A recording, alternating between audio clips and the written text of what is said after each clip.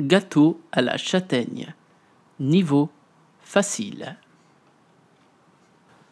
La châtaigne est le fruit d'automne par excellence, qui a cependant une caractéristique intéressante, il ne se consomme pas cru.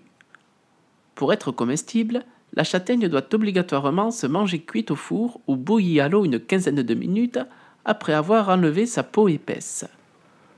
On aurait tendance à confondre facilement la châtaigne avec son cousin, le marron.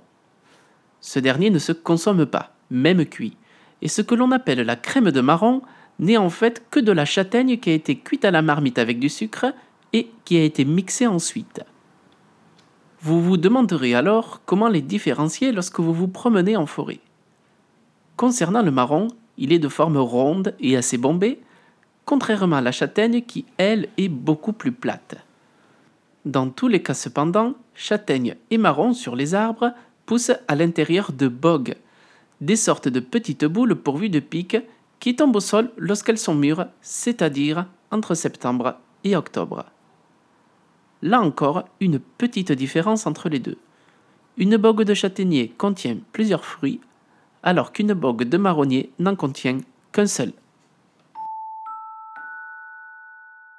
Pour réaliser notre recette de gâteau à la crème de marron, ou crème de châtaigne, appelez-la comme vous voulez, nous aurons donc besoin des ingrédients suivants. 120 g de farine, un sachet de levure chimique, une plaquette de beurre de 125 g, beurre demi-sel ou beurre doux, 300 g de crème de marron, 3 œufs et 50 g de sucre. Au niveau du matériel, il nous faudra un moule à manquer, un saladier, 2 bols dont un pour mettre vos déchets, un pot de yaourt vide pour vous servir de doseur, une spatule et une maryse, une cuillère à soupe et un couteau, un torchon et une paire de maniques spécial four. Avant toute chose, organisons notre espace de travail. Placez le saladier face à vous, le bol à déchets derrière le saladier, les ingrédients sur votre gauche et les ustensiles sur votre droite. Après avoir vérifié que votre four est vide, vous pouvez le mettre en route à une température de 180 degrés et vous pouvez en profiter pour beurrer votre moule à manquer. Étape 1. Dans votre saladier, cassez vos 3 œufs et ajoutez un demi-pot de sucre en poudre. Mélangez à la spatule jusqu'à ce que vous ne sentiez plus le sucre crisser sur les parois de votre saladier. Étape 2.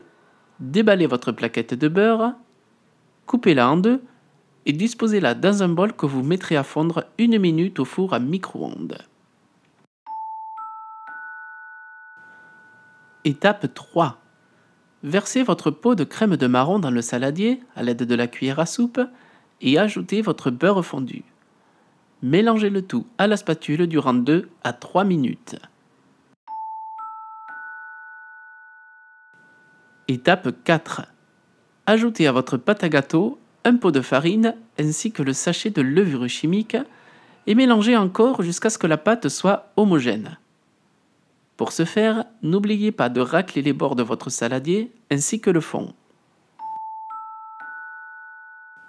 Étape 5.